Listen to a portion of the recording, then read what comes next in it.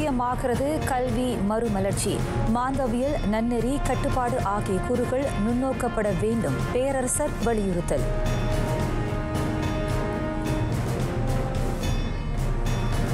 மலேசியாவுடன் ஒத்துழைப்பை வலுப்படுத்த உலக நாடுகள் விருப்பம். ஆப்பிரிக்க கண்டத்தில் புதிய வர்த்தக தளத்தை அமைக்க மலேசியா கடப்பாடு.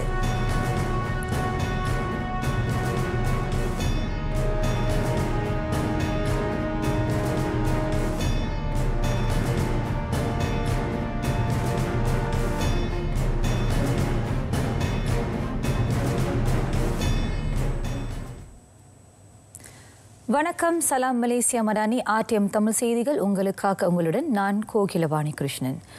அரியமண் கனிமம் மீன்பிடி துறையில் செம்படவருக்கான சம உரிமை, நாட்டின் நீர்ப்பகுதிகளில் கதிரியக்க கழிவுகளின் அளவு முதலியன மக்களவை விவாதத்தில் இன்று முதன்மை இடம் வகித்தன. அவை குறித்த விரிவான தகவலுடன் தொடங்குகிறது இன்றைய தமிழ் செய்திகள்.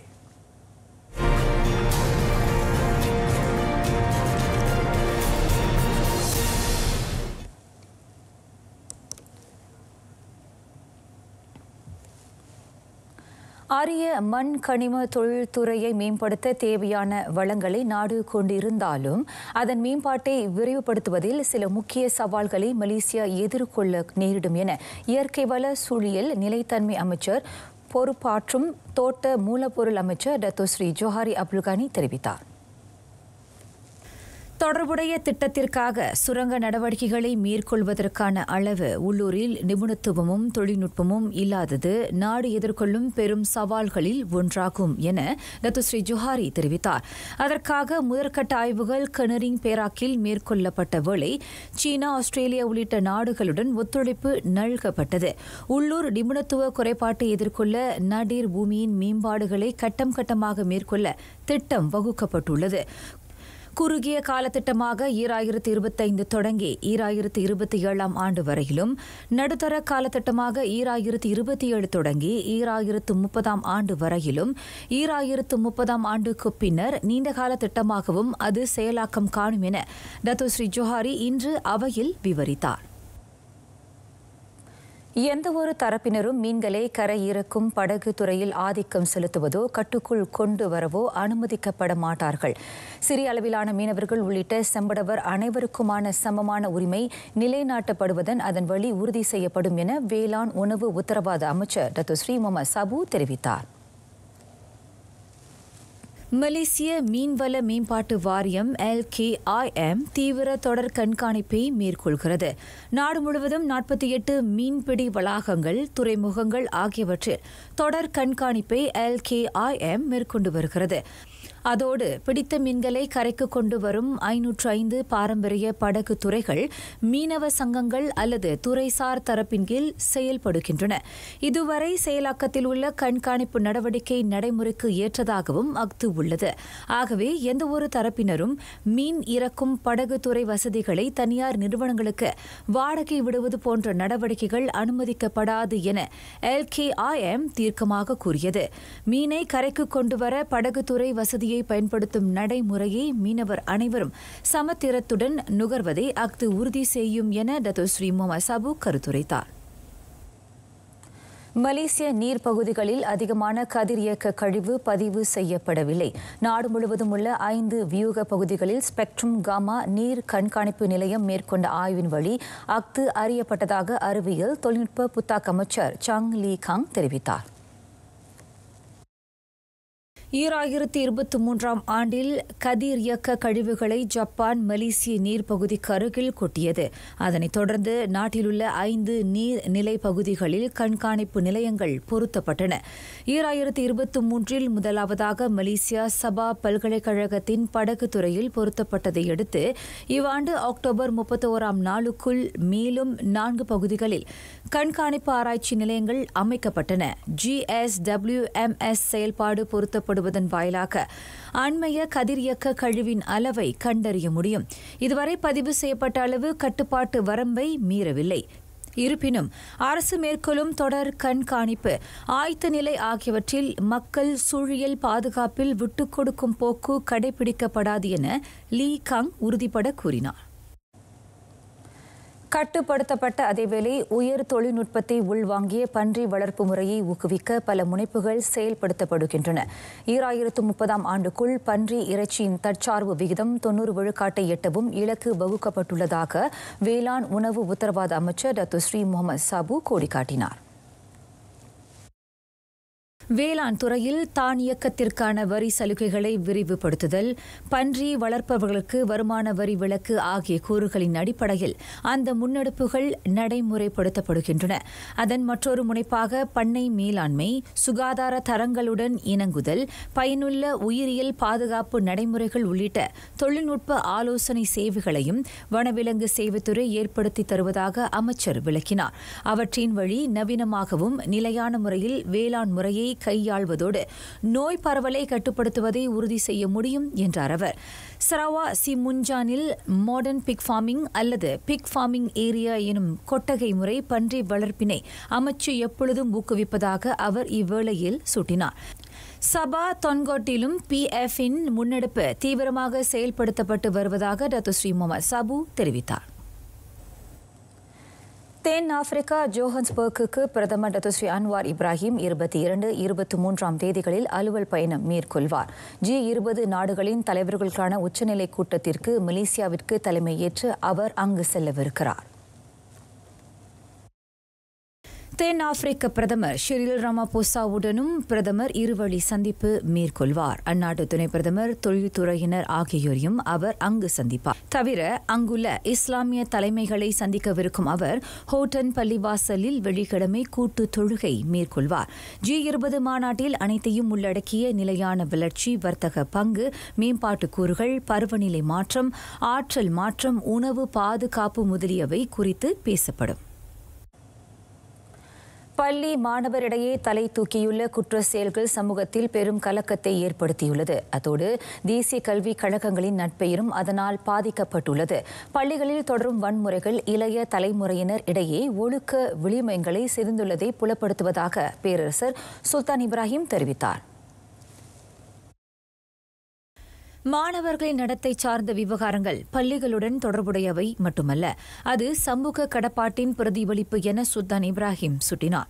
ஒவ்வொரு தனிநபரும் உருவாகும் இடம் வீடு. சிறுவயது முதலே அவர்களுக்கு கட்டொழுங்கையும் நற்பண்புகளையும் புகுத்தி வளர்க்க வேண்டியது பெற்றோரின் கடமை. இணைய உலகின் வளர்ச்சியை விவேகமான முறையில் பயன்படுத்த இளையோருக்கு கற்றுக் கொடுக்க வேண்டும். வன்முறை சார்ந்த உள்ளடக்கத்தை தொடர்ந்து காண்பதால் 11 வயதினர் வெறித்தனமான இயல்பை வெளிப்படுத்தும் சாத்தியம் உள்ளதாக பேரரசர் நினைவுபடுத்தினார். ஸ்லாங்கூர் ஷாலாம் மாரா தொழில்நுட்ப பல்கலைக்கழகம் UITM-இன் 103வது பட்டமளிப்பு விழாவில் கலந்து கொண்டு சுல்தான் இப்ராஹிம் உரையாற்றினார். மலேசியாவுடனான ஒத்துழைப்பை வலுப்படுத்திக் கொள்வதற்கான ஆர்வத்தை பாகிஸ்தான், உகாண்டா, பல்கேரியா ஆகிய நாடுகள் வெளிப்படுத்தி இருக்கின்றன. குறிப்பாக தொழில்நுட்பம் சார்ந்த தகவல் பரிமாற்றம் மற்றும் தொலை தொடர்பு துறைகளில் கைகோர்க்க அவை எண்ணியுள்ளதாக தொடர்பு அமைச்சர் டாக்டர் ஃபமி ஃபாசில் தெரிவித்தார். அம்மூன்று நாடுகளைச் சேர்ந்த சக அமைச்சர்களுடனான இருவழி சந்திப்பில் அது குறித்து விவாதிக்கப்பட்டது. அஜர்பைஜான் பாக்குவில் நடைபெறும் 2025 உலக தொலை தொடர்பு மேம்பாட்டு மாநாட்டினுடே அவர்கள் சந்தித்துக் கொண்டனர். விவாதிக்கப்பட்ட விவகாரங்களில் அமைச்சுகளிடையே தகவல்களை பரிமாறிக்கொள்வதும் அடங்கும் என ரத்துஃபாமி சுட்டினார். இணைய பயன்பாட்டில் மக்களின் பங்கேற்பை அதிகரிக்க மலேசியா கையாளும் முன்னெடுப்புகளை பற்றி தெரிந்து கொள்வதற்கு உகாண்டா மிகுந்த ஆர்வமாக இருக்கிறது என்றார் அவர். தேசிய முன்னணியிலிருந்து விலக மாயிகா விரும்பினால் அம்முடிவுக்கு மதிப்பளிப்பதோடு திறந்த மனதுடன் ஏற்றுக்கொள்கிறேன். அவ்வாறு தெரிவித்துள்ளார் தேசிய முன்னணி தலைவர் டாக்டர் ஸ்ரீ டாக்டர் அஹ்மத் சயீத் ஹமீடி. மாயிகா உள் விவகாரத்தில் தலையிட தாம் ஒருபோதும் எண்ணியதில்லை என அம்னோ தலைவருமான அவர் சொன்னார். கடந்த ஞாயிற்றுக்கிழமை அரங்கேறிய மாயிகாவின் ஆண்டு பொது பேரவையில் முன்வைக்கப்பட்ட விவகாரங்களை அணுக்கமாக தொடர்ந்ததாக அவர் சொன்னார். அதில் பங்கேற்ற பேராளர்களும் மாயிகா தலைமைத்துவமும் எட்டும் எந்தவொரு முடிவையும் மதிப்பதாக டாக்டர் ஸ்ரீ டாக்டர் அஹ்மத் சயீத் தெளிவுபடுத்தினார். ஷாலாமில் நடைபெற்ற மாயிகாவின் 79ஆம் பொது பேரவையில் பாரிசானில் மாயிகாவின் பங்கேற்பை ஒரு முடிவுக்கு கொண்டுவரும் தீர்மானத்தை பேராளர் ஏகமனதாக ஏற்றுக்கொண்டனர். அடுத்த கட்ட நடவடிக்கை பற்றி முடிவெடுப்பதற்கு முன்னர் தெரிவித்துள்ளனர். கட்சியின் மத்திய செயலவை அந்த தீர்மானத்தை ஆராயும் என மாய்கா தேசிய தலைவர் தன்ஸ்ரீ எஸ் விக்னேஸ்வரன் கூறியிருந்தார். அரசியல் முடிவு எதுவாக இருந்தாலும் நடப்பு அரசின் தவணை முடியும் வரையில் பிரதமர் டத்துஸ்ரீ அன்வார் இப்ராஹிம் தலைமைத்துவத்திற்கு கட்சி தொடர்ந்து ஏகோபித்த ஆதரவை நல்கும் என அவர் உறுதி கூறினார். 17ஆம் சபா மாநில தேர்தல் அஞ்சல் வழி வாக்களிக்க தகுதியுடையோருக்காக 22,881 வாக்கு சீட்டுகளை தேர்தல் ஆணையம் வெளியிட்டுள்ளதாக தேர்தல் ஆணைய செயலாளர் டத்தோ கைரு ஷாரில் இட்ரோஸ் தெரிவித்தார். அவற்றுள் 21,362 வாக்கு சீட்டுகள் 1A பிரிவினருக்கானது என அவர் கூறினார். வாக்கெடுப்பு மைய பணியாளர்கள், தேர்தல் ஆணைய அதிகாரிகளின் உறுப்பினர்கள், போலீசார், ராணுவத்தினர், ஊடகத்தார் ஆகியோர் அந்த பிரிவில் அடங்குவர். வெளிநாடுகளில் வாழும் மலேசியர்களுக்கான பிரிவு 1Bக்கு 336 வாக்கு சீட்டுகளும், நிறுவனங்களையும் அமைப்புகளையும் உட்படுத்திய 1C பிரிவுக்கு 1,183 வாக்கு சீட்டுகளும் ஒதுக்கப்பட்டுள்ளன. போட்டியிடும் கட்சி அல்லது வேட்பாளரின் அஞ்சல் வாக்கெடுப்பு முகவரின் முன்னிலையில் தொடர்புடைய வாக்கு சீட்டுகள் வெளியிடப்படும். அஞ்சல் வாக்களிக்க தகுதி பெற்றவர்கள் வாக்கு சீட்டுகளை முறையாக நிரப்புமாறு கேட்டுக் கொள்ளப்படுகின்றனர். மேலும் பூர்த்தி செய்யப்பட்ட வாக்கெடுப்பு சீட்டுகள் தொடர்புடையோரிடம் இம்மாதம் 29ஆம் தேதி மாலை மணி 5க்குள் கொண்டு சேர்க்கும்படி அறிவுறுத்தப்படுகிறது. எதிரீட்டு வரியின் தாக்கத்தை கையாள்வதில் ஆசியான் ஒருமித்த சக்தியாக செயல்பட வேண்டும். விதிமுறைகள் முறையாக விளக்கப்படுவது மட்டுமின்றி கப்பல் பரிமாற்றத்தில் உள்ள பலவீனங்களை எதிர்கொள்வது, வர்த்தகத்தில் எழும் தாக்கங்களை தடுக்கும் பாதுகாப்பு செயல்முறைகளை உருவாக்குதல் ஆகியவையும் கருத்தில் கொள்ளப்பட வேண்டும் என பேங்க் நகாரா ஆளுநர் டத்தோஸ்ரீ அப்துல் ரஷீத் கஃபூர் தெரிவித்தார். ஆசியான் வட்டார நாடுகளுக்கிடையே நீண்டகால ஒத்துழைப்பு வலுப்படுத்தப்படுவதுடன் பன்முகத்தன்மையை நிலைநாட்டுவதற்கு முக்கியத்துவம் வழங்கப்படுகிறது. அதன் வழி கையெழுத்திடப்பட்டுள்ள வர்த்தக ஒப்பந்தங்களை விரைவில் செயல்படுத்த முடியும் என அவர் விளக்கினார். தொடர்புடைய ஒப்பந்தங்களின் வட்டார நாடுகளுக்கு இடையேயான வளங்களை பகிர்ந்து கொள்ளவும், வணிக செலவுகளை குறைக்கவும், வர்த்தக முதலீடுகளை வலுப்படுத்தவும் வழிகோலும் என்றார் அவர். அதேவேளை பொருளாதார ரீதியில் வளர்ச்சியடைந்த மற்றும் வளர்ச்சி கண்டு வரும் நாடுகளுடனான அணுக்க தொடர்பை ஆசியான் வலுப்படுத்திக் கொள்ள வேண்டும் என டத்துஸ்ரீ அப்துல் ரஷீத் வலியுறுத்தினார். சீனாவிலிருந்து உயர்தரமிக்க முதலீட்டாளர்களை கவரும் கடப்பாட்டை மலேசியா கொண்டுள்ளது. குறிப்பாக சுகாதார பாதுகாப்பு, விண்வெளி ஆய்வு, புதிய தொழில்நுட்பம் போன்ற துறைகளுக்கு அதில் முன்னுரிமை அளிக்கப்படும். 2030 புதிய தொழிலியல் முதன்மை திட்டத்திற்கு ஒப்ப அஃது அமைவதாக மலேசிய சீன வர்த்தக மன்ற தலைமை செயல்முறை அதிகாரி டத்தோ தன் தியன்மிங் தெரிவித்தார். புத்தாக்கம், புதிய தொழில்நுட்பம், ஆய்வுகள் போன்றவற்றில் வளர்ச்சி கண்ட நாடாக சீனா விளங்குகிறது. அவர்களிடம் தொழில்நுட்பம் பலம் மட்டுமின்றி அதனை திறம்பட கையாளும் மனித மூலதனமும் உள்ளது. அத்தகைய நாட்டின் முதலீட்டாளர்கள் மலேசியாவில் கால் பதித்தால் நாட்டின் பொருளாதார வளர்ச்சிக்கு பேர் ஊந்துதலாக அஃது அமையும் என டத்தோ தன் தியன்மிங் நம்பிக்கை தெரிவித்தார். அதேவேளை சீனாவுடனான ஒத்துழைப்பு உலக பகிர்மான சந்தையில் மலேசியாவின் நிலையை வலுப்படுத்துவதுடன் நாட்டின் தொழில்நுட்ப பரிமாற்றத்தை துரிதப்படுத்தும். சீனாவின் நிபுணத்துவத்தை பயன்படுத்திக் கொண்டு உள்நாட்டு சிறு நடுத்தர தொழில் முனைவோர் தங்களின் போட்டியாற்றலை வலுப்படுத்திக் கொள்ள வேண்டும் என டத்தோ தன் வலியுறுத்தினார். கெடாவில் ஆறுகளை பராமரிக்கும் பணிகளுக்காக மத்திய மாநில அரசுகள் 68,40,000 ரிங்கிட்டை ஒதுக்கியுள்ளன. அதன் வழி பேரிடர் பாதிப்பை குறைக்க 33 வெள்ள தடுப்பு திட்டங்கள் மேற்கொள்ளப்பட்டதாக வருவதாக மாநில வடிகால் நீர்ப்பாசனத்துறை இயக்குநர் அமத் சொலிஹான் புடார்தோ தெரிவித்தார். மொத்த ஒதுக்கீட்டில் கூட்டரசு அரசாங்கம் 52,60,000 ரிங்கிட் செலவில் 27 வெள்ளத்தடுப்பு திட்டங்கள் செயல்படுத்தப்படுகிறது. அந்த குறுகிய கால திட்டத்தில் மண் அரிப்பு கட்டுப்பாடு, ஆற்றங்கரையை உறுதிப்படுத்தும் பணிகள் ஆகியவையும் அடங்கும். அதோடு ஆறுகளின் ஓட்டத்திறனை பாதுகாக்கவும் அவற்றை சுத்தம் செய்யவும் ஆற்றில் வண்டல் மண் தோண்டப்படுகிறது.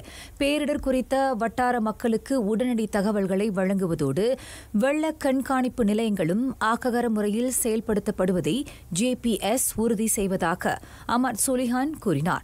வெள்ள இடர் எச்சரிக்கை மையங்கள் உருவாக்கப்பட்டுள்ள நிலையில் மக்களுக்கு முன்கூட்டியே எச்சரிக்கை விடுக்கும் வகையில் அபாய ஒலி எழுப்பப்படும்.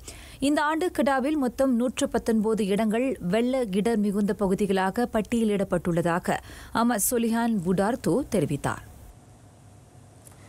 உதவித்தொகை வழங்கப்பட்ட எரிபொருளை அண்டை நாடுகளுக்கு கடத்தும் முயற்சி மலேசிய கடல்சார் செயலாக்க நிறுவனம் முறியடித்தது. பெர்லிஸ் நீர்ப்பகுதியில் நேற்று உதவித்தொகை வழங்கப்பட்ட 450 லிட்டர் டீசலும் 570 லிட்டர் பெட்ரோலும் கைப்பற்றப்பட்டதாக கோலா பெர்லிஸ் கடற்படை இயக்குநர் கொமாண்டர் மரித்தீம் ரொங் சீப்ரோம் தெரிவித்தார். அப்பகுதியில் வழக்கமாக மேற்கொள்ளப்பட்ட ஆப் அமான் ஆப் தீரிஸ் 3.0 சோதனை வாயிலாக பதிவு எண்கள் அல்லது ஐயத்துக்குரிய 2 படகுகள் அடையாளம் காணப்பட்டன. கத்தாம் தீவில் கரை ஒதுங்கியிருந்த அந்த படகுகளை சோதனை செய்ததில் ரான் 95 ரக பெட்ரோல் மற்றும் டீசல் நிரப்பப்பட்ட 34 கொள்கலன்கள் இருப்பது தெரியவந்தது. அவற்றின் மொத்த மதிப்பு 40,000 ரிங்கிட் ஆகும். மேலதிக ஆய்வுக்காக கைப்பற்றப்பட்ட டீசலும் பெட்ரோலும் கோலா பெர்லிஸ் கடல்சார் நடவடிக்கை படகுத்துறைக்கு கொண்டு செல்லப்பட்டுள்ளன. தாய்லாந்தின் தருதாவோ தீவு அருகே பயணிகள் படகு கவிழ்ந்ததில் கள்ளக்குடியேறிகள் 11 பேர் தத்தளித்த நிலையில் மீட்கப்பட்டனர். அவர்கள் அனைவரும் சட்டவிரோதமாக நாட்டுக்குள் நுழைந்ததற்காக கெடா லங்காவி செஷன் நீதிமன்றத்தில் குற்றம் சாட்டப்பட்டனர். நீதிபதி மிர்சா முகமது முன்னிலையில் அவர்களது குற்றச்சாட்டு வாசிக்கப்பட்டது. ஆயினும் மொழிபெயர்ப்பாளர் இல்லாத காரணத்தால் நீரில் இருந்து மீட்கப்பட்ட அவர்களில் எவரும் குற்றத்தை ஒப்புக்கொள்ளவில்லை. அவர்கள் அனைவரும் கடந்த நவம்பர் 8ஆம் தேதி லங்காவி கடல் பகுதி வழியாக சட்டத்துக்கு உட்பட்ட பயண ஆவணங்கள் இன்றி நாட்டிற்குள் நுழைந்ததாக குற்றம் சாட்டப்பட்டுள்ளனர். வழக்கு எதிர்வரும் டிசம்பர் 21ஆம் நாள் செவிமடுக்கப்படும். இதற்கிடையில் ஜோஹர் குழாயில் நேர்ந்த விபத்தில் சிக்கி 3 உயிர் இழந்தனர். 2 லாரிகளும் ஒரு காரும் சினாயிலிருந்து சீலோங் நோக்கி செல்லும் பாதையில் விபத்துக்குள்ளாக்கின. லாரி ஓட்டுநர்களில் ஒருவர் சம்பவ இடத்திலேயே உயிர் இழந்தார். மற்றொரு கனவுந்து ஓட்டுநரும் காரில் பயணம் செய்தவரும் தெமுங்கோங் ஸ்ரீ மகாராஜா துன் இப்ராஹிம் மருத்துவமனையில் சிகிச்சை பலனின்றி உயிர் இழந்ததாக குலாய் மாவட்ட போலீஸ் தலைவர் ஏசிபி தன் செங்லி தெரிவித்தார். ஆடவர் செலுத்திய காரை பின்னாலிருந்து வந்த லாரி மோதியதில் கார் எதிர் திசையில் வந்த லாரியை மோதியது பூர்வாங்க விசாரணையில் தெரியவந்தது.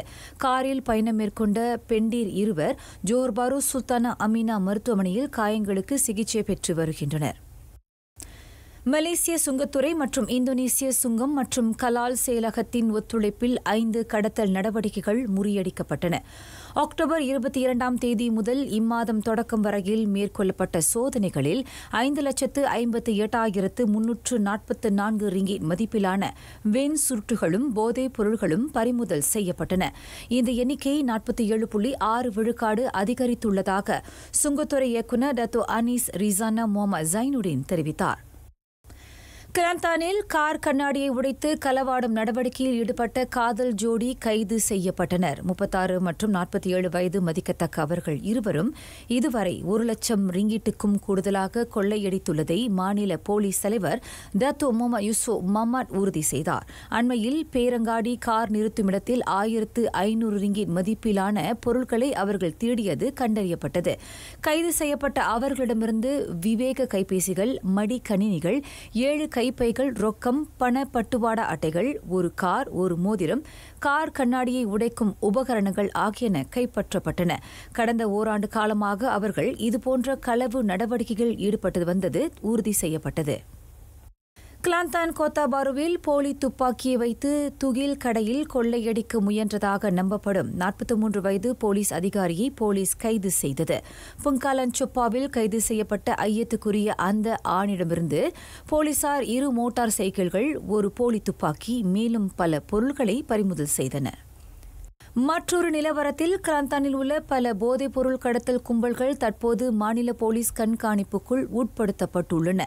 அவர்களில் பலரை அடையாளம் கண்டுள்ளதாகவும் மேலதிக விசாரணைக்காக அவர்கள் கண்காணிக்கப்படுவதாகவும் மாநில போலீஸ் தலைவர் டத்தோ முகமது யூசுப் மஹ்மத் கூறினார். ஆனாலும் அவர்களிடம் போதைப்பொருள் இல்லாததால் அவர்களை கைது செய்வதில் சிரமம் நிலவுகிறது. அவர்கள் அனைவரும் தங்களின் கீழ் இயங்கும் போதைப்பொருள் விநியோகிப்பாளர்களுக்கு உத்தரவை வழங்கும் நடவடிக்கையில் மட்டுமே ஈடுபடுகின்றனர்.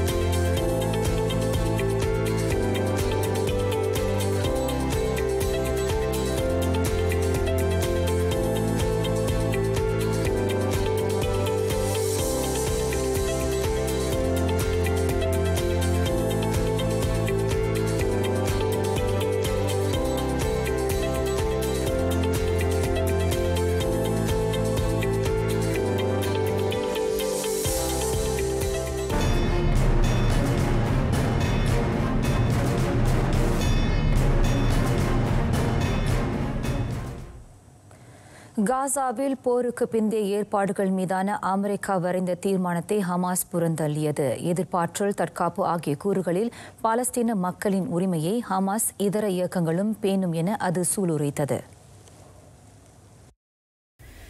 காசாவில் சீரமைப்பு பணிகளின் போது பன்னாட்டு ராணுவத்தை களம் இறக்குவது மேலாண்மை கட்டமைப்பை செயல்படுத்தும்.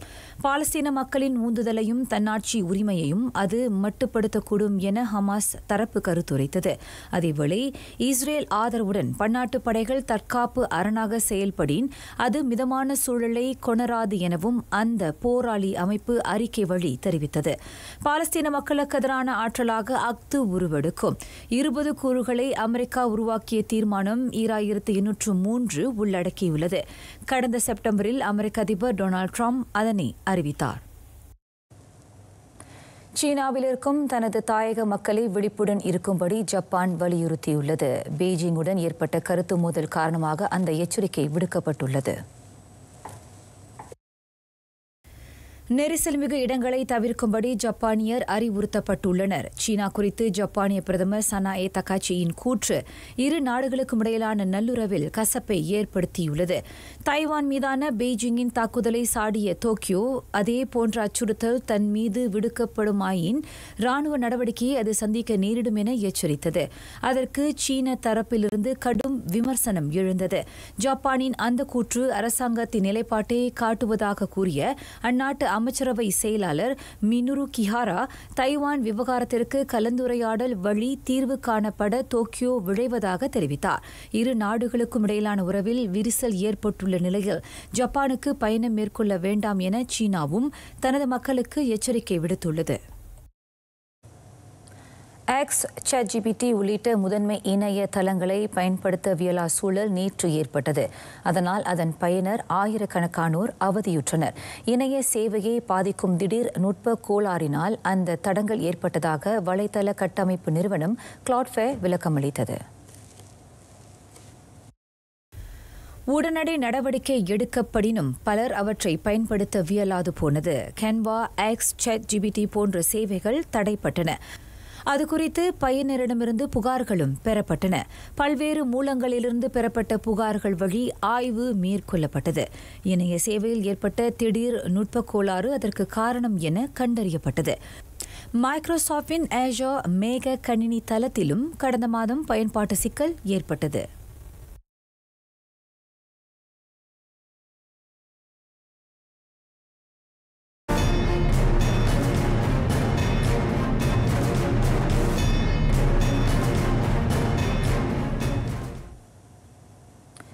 ஈராயிரத்து 25க்கு மன நிறைவோடு விடை கொடுக்கிறது மலையக வேங்கை. நேற்றிரவு சொந்த அரங்கில் நடைபெற்ற 2027 ஆசிய கிண்ண தகுதி சுற்று ஆட்டத்தில் தேசிய அணி ஒற்றை கோலில் நேபாளத்தை பதம் பார்த்தது.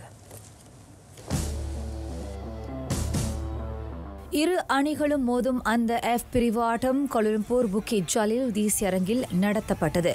முற்பாதி வரையில் கோல் புகுத்தப்படவில்லை. தலைமை பயிற்றுநர் பீட்டர் சிக்கலாமோவ்ஸ்கி வழிகாட்டலில் இயங்கும் மலையக வேங்கைக்கான ஒரே வெற்றி கோலை 55ஆம் நிமிடத்தில் புகுத்தினார் முகமது ஃபைசால் அப்துல் ஹலீம். சக வீரர் முகமது சஃபாவி ரஷீத் தட்டிக் கொடுத்த பந்தை அவர் கோலாக்கினார். F பிரிவில் இதுவரையில் களம் கண்ட 5 ஆட்டங்களிலும் தோல்வியே தழுவாத மலேசியா 15 புள்ளிகளுடன் முதலிடத்தில் நீடிக்கிறது. 6 புள்ளிகள் குறைவாக பட்டியலில் 2ஆம் நிலையில் இருக்கும் வியட்நாமுடன் நாடு அடுத்த ஆண்டு மார்ச்சில் மோதும். 2026 உலக கிண்ண போட்டிக்கு முன்னேறும் வாய்ப்பை உயிர்ப்பித்துக் கொண்டுள்ளது ஈராக். ஐக்கிய அரபு சிற்றரசுக்கு எதிராக 2ஆம் பிளே ஆஃப் தகுதி சுற்றாட்டத்தில் அது 2-1 என வாகை சூடியது. 3-2 என திரட்டு புள்ளிகளில் வாயிலாக ஈராக் அடுத்த ஆண்டு மார்ச்சில் நடைபெறும் கண்டங்களுக்கு இடையிலான பிளே ஆஃப் சுற்றில் களம் காணும். முற்பாதி ஆட்டம் வரையில் இரு அணிகளும் கோல் எதனையும் புகுத்தவில்லை. ஐக்கிய அரபு சிற்றரசை 52ஆம் நிமிடத்தில் கயு லுக்கஸ் ஒற்றை கோலில் முன்னணி வகிக்க செய்தார். 14 நிமிடங்கள் கழித்து உபசரணை அணி முகமது அலி வாயிலாக ஆட்டத்தை சமப்படுத்தியது. அவர் சக வீரர் அமீர் அல் அமாரி தட்டிக் கொடுத்த பந்தை தலையால் முட்டி கோலாக்கினார். வெற்றிக்கணையை பறிப்பதற்கு இரு அணிகளும் கடுமையாக போராடிய வேளையில் ஈராக்கிற்கு கூடுதல் நேரத்தின் விளிம்பில் பெனால்டி அடிக்கும் வாய்ப்பு வாய்த்தது. அதனை கோலாக்கினார் அமீர் அல் அமாரி. ஈராக் ஆக கடைசியாக மெக்சிகோ 1986 உலக கிண்ண போட்டியில் களம் கண்டிருந்தது என்பது குறிப்பிடத்தக்கது.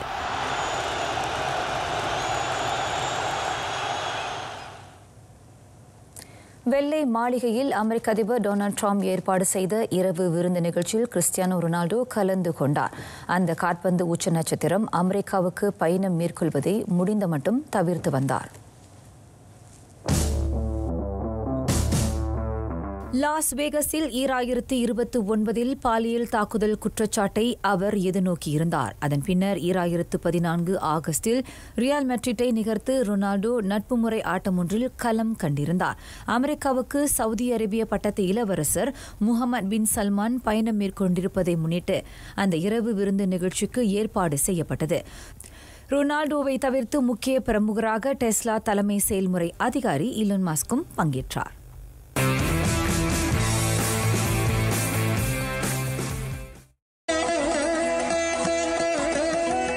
நைய புடை தீயவற்றை வேர் அறுக்க வேண்டும். நல்ல பாதையில் பீடு நடை போட்டு வாழ்வில் வெற்றிக்கான வழியை தேடுமாறு அறிவுறுத்துகிறார் ஆன்ற தமிழ் பாவோன் பாரதி.